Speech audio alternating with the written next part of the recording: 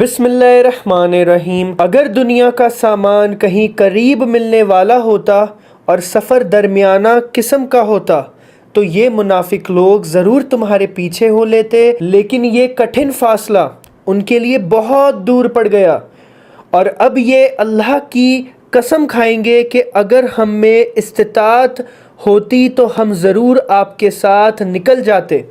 یہ لوگ اپنی جانوں کو ہلاک کر رہے ہیں اور اللہ خوب جانتا ہے یہ جھوٹے ہیں۔ اے پیغمبر، اللہ نے تمہیں معاف کر دیا ہے۔ اب یہ دراصل تنبیہ تو یہ کرنی تھی کہ حضور پاک صلی اللہ علیہ وسلم نے منافقین کو جہاد سے الگ رہنے کی اجازت کیوں دی، لیکن یہ محبت بھرا انداز ملاحظہ فرمائے کہ تنبیہ کرنے سے پہلے ہی معافی کا اعلان فرما دیا، کیونکہ اگر پہلے تنبیہ کی جاتی اور معافی کا اعلان بعد میں آتا تو اس درمیانے وقت میں آپ صلی اللہ علیہ وسلم پر نہ جانے کیا کیفیت گزر جاتی۔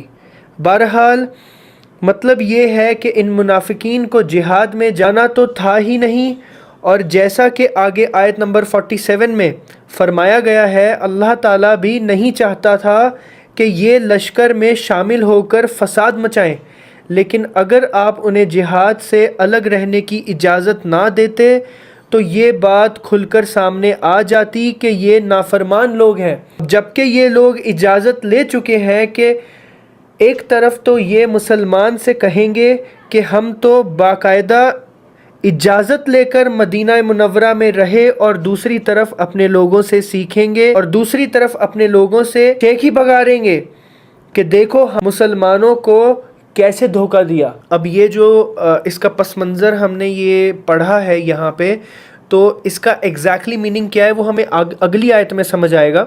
اب یہاں پہ کیا کہا تھا؟ اے پیغمبر، اللہ نے تمہیں معاف کر دیا، مگر تم نے ان کو جہاد میں شریک نہ ہونے کی اجازت اس سے پہلے ہی کیوں دے دی کہ تم پر یہ بات کھل جاتی کہ کون ہے جنہوں نے سچ بولا ہے، اور تم جھوٹوں کو بھی اچھی طرح جان لیتے۔ جو لوگ اللہ اور یوم آخرت پر ایمان رکھتے ہیں وہ اپنے مال و جان سے جہاد نہ کرنے کے لیے تم سے اجازت نہیں مانگتے، اور اللہ متقی لوگوں کو خوب جانتا ہے۔ اب یہاں پہ اللہ تعالیٰ نے اپنے پیغمبر، اپنے پیارے حبیب صلی اللہ علیہ وسلم کو کہا کہ اللہ نے تمہیں معاف کر دیا۔ کس چیز کے لیے؟ کیونکہ اللہ تعالیٰ کہہ رہے ہیں اپنے حبیب سے کہ آپ نے پہلے سے ہی اجازت دی تھی ان لوگوں کو جو منافقین تھے، ان کو پہلے سے ہی جنگ میں شریک نہ ہونے کی اجازت دے دی، جس کی وجہ سے ان کا جو خلاصہ ہونے والا تھا ان منافقین کا وہ رہ گیا۔ تم سے اجازت تو وہ لوگ مانگتے ہیں جو اللہ اور یوم آخرت پر ایمان نہیں رکھتے اور ان کے دل شک میں پڑے ہوئے ہیں، اور وہ اپنے شک کی وجہ سے دانوا ڈول ہے۔ اللہ اکبر، یہ کتنی بڑی بات ہے، دیکھو کتنی بڑی بات ہے۔ اگر ان کا ارادہ نکلنے کا ہوتا تو اس کے لیے انہوں نے کچھ نہ کچھ تیاری کی ہوتی۔ اب یہ آیت بتا رہی ہے کہ انسان کا کوئی عذر اس وقت مانا جا سکتا ہے جب اس نے اپنی طرف سے فرض ادا کرنے کی کوشش اور تیاری پوری کی ہو، پھر کوئی غیر اختیاری وجہ ایسی پیش آ گئی ہو جس کے بنا پر وہ اپنے فریضہ ادا نہیں کر سکتا، لیکن کسی قسم کی کوئی کوشش اور تیاری کے بغیر یہ کہہ دینا کہ ہم معذور ہیں قابل قبول نہیں ہو سکتا۔ مثلاً کوئی شخص فجر کے وقت بیدار ہونے کی تیاری پوری کرے، الارم لگائے یا کسی کو بیدار کرنے پر مقرر کرے، پھر آنکھ نہ کھلے تو بے شک معذور ہے، لیکن تیاری کچھ نہ کی ہو اور پھر آنکھ نہ کھلنے کا عذر پیش کرے تو یہ عذر معتبر نہیں ہے۔ اللہ اکبر۔ اب بہت سارے لوگ ہیں نا کہ صبح فجر میں اٹھنے کی وہ بالکل بھی تیاری نہیں کرتے، نہ الارم لگاتے ہیں، نہ کسی کو کہتے ہیں کہ مجھے اٹھا دینا، تو obviously یہ بالکل بھی ایکسیپٹیبل نہیں ہے۔ ہاں، اگر آپ نے رات میں فل تیاری کی ہو، سونے سے پہلے 10-12 الارم لگائے ہوں، گھر والوں کو بولا ہو مجھے اٹھا دینا، فجر کے ٹائم نماز پڑھنی ہے، دین پھر وہ ایکسیپٹیبل ہے، دین کوئی پرابلم نہیں ہے۔ اگر آپ کی آنکھ نہ کھلے پھر بھی پھر کوئی پرابلم نہیں ہے، لیکن اللہ نے ان کا اٹھنا پسند ہی نہیں کیا، اس لیے انہیں سست پڑا رہنے دیا اور کہہ دیا گیا کہ جو اپاہج ہونے کی وجہ سے بیٹھے ہیں ان کے ساتھ تم بھی بیٹھے رہو۔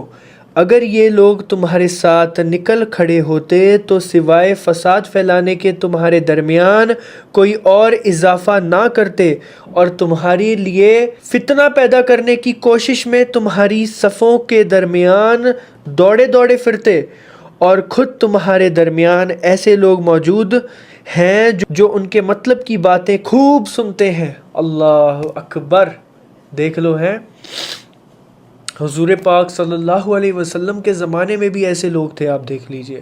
اب اس کا مطلب یہ بھی ہو سکتا ہے، اب یہ جو آیت ہم نے پڑھی ہے، اب اس کا مطلب یہ بھی ہو سکتا ہے کہ بعض سادہ لو مسلمان ان لوگوں کی حقیقت سے واقف نہیں ہیں، اس لیے ان کی باتیں سن کر انہیں خلوص پر مبنی سمجھتے ہیں۔ اس لیے اگر یہ لوگ تمہارے ساتھ لشکر میں موجود ہوتے تو ان سادہ لو مسلمانوں کو ورگلا کر فساد کا بیج بونے کی کوشش کرتے۔ اور دوسرا مطلب یہ بھی ہو سکتا ہے کہ اگرچہ یہ منافقین خود لشکر میں شامل نہیں ہوئے لیکن ان کے جاسوس تمہارے صفوں میں موجود ہوں جو تمہاری باتیں سنتے ہیں اور جن باتوں سے منافقین کوئی فائدہ اٹھا سکتے ہوں ان کی خبریں ان تک پہنچاتے ہیں۔ اللہ اکبر! اور اللہ ان ظالموں کو اچھی طرح جانتا ہے۔ ان لوگوں نے اس سے پہلے بھی فتنہ پیدا کرنے کی کوشش کی ہے اور یہ تمہیں نقصان پہنچانے کے لیے معاملات کی الٹ پھیر کرتے رہے ہیں، یہاں تک کہ حق آیا، اللہ کا حکم غالب ہوا اور یہ کودتے رہ گئے۔ اللہ اکبر! اب اس سے مسلمان کی فتوحات کی طرف اشارہ ہے جن میں فتح مکہ اور غزوہ حنین کی فتح سر فہرست ہے۔ منافقین کی پوری کوشش تو یہ تھی کہ مسلمان کامیاب نہ ہو پائیں، لیکن اللہ تعالیٰ کا حکم غالب آیا اور یہ منہ دیکھتے رہ گئے۔ اللہ اکبر! اور انہی میں وہ صاحب بھی ہیں جو کہتے ہیں کہ مجھے اجازت دے دیجئے اور مجھے فتنے میں نہ ڈالیے۔ اب حضرت عبداللہ بن عباس رضی اللہ عنہ سے روایت ہے کہ منافقین میں ایک شخص جد بن قیس تھا۔ جب حضور پاک صلی اللہ علیہ وسلم نے اس کو غزوہ تبوک میں شامل ہونے کی دعوت دی تو اس نے کہا کہ یا رسول اللہ صلی اللہ علیہ وسلم، میں بڑا زن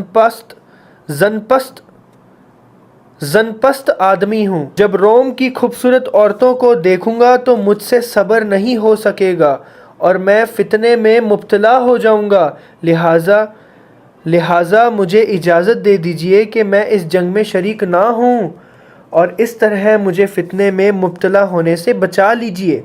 اس آیت میں اس کی طرف اشارہ ہے، ارے فتنے ہی میں تو یہ خود پڑے ہوئے ہیں، اور یقین رکھو کہ جہنم سارے کافروں کو گھیرے میں لینے والی ہے، اور یاد رکھو کہ جہنم سارے کافروں کو گھیرے میں لینے والی ہے۔ اگر تمہیں کوئی بھلائی مل جائے تو انہیں دکھ ہوتا ہے، اگر تم پر کوئی مصیبت آ پڑے تو وہ کہتے ہیں کہ ہم نے تو پہلے ہی اپنا بچاؤ کر لیا تھا، اور یہ کہہ کر بڑی خوشی واپس چلے جاتے ہیں۔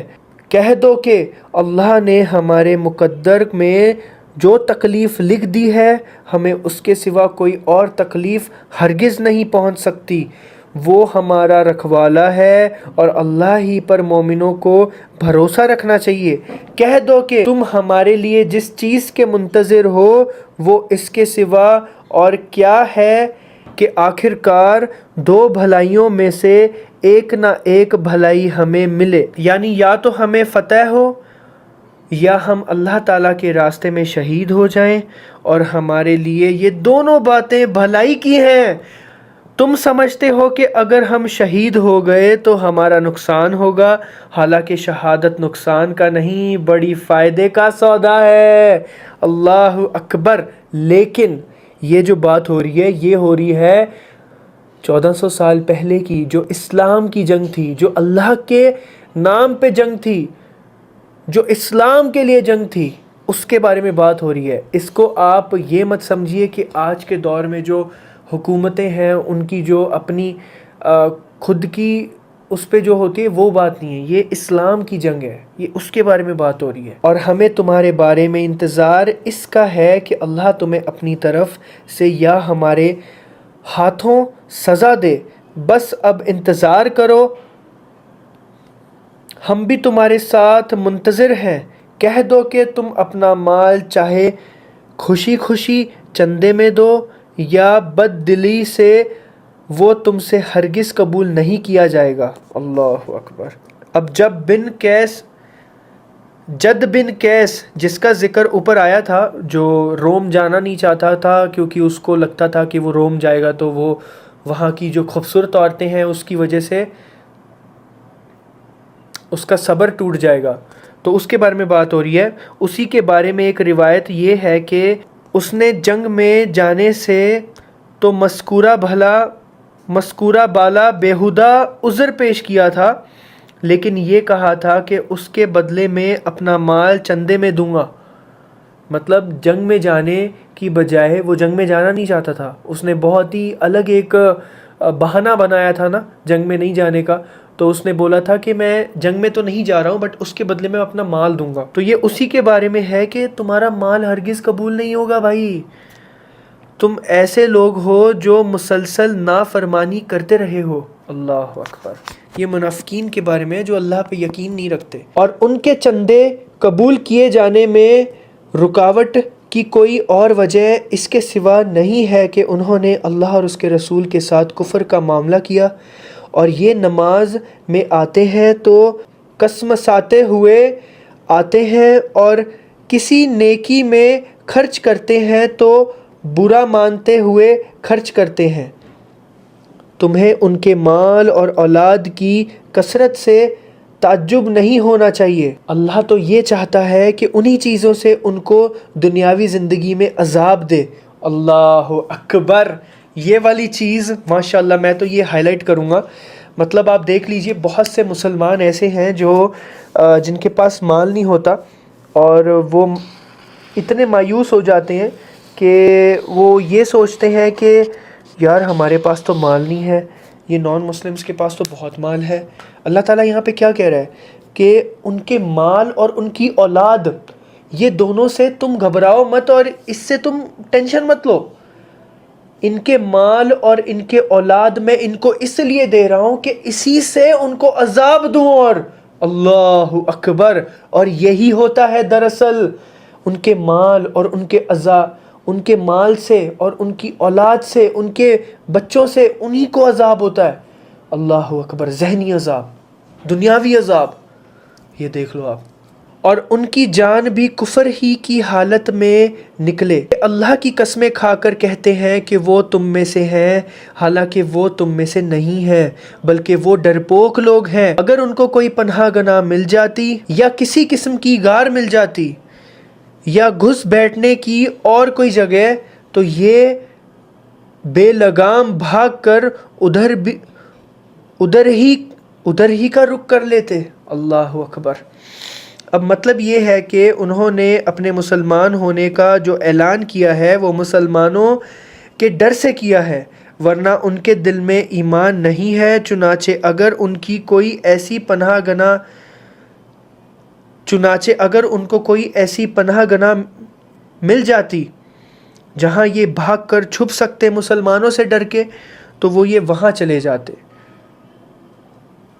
اور یہ مسلمان نہ ہوتے وہاں پہ جا کے چھپ کے رہتے۔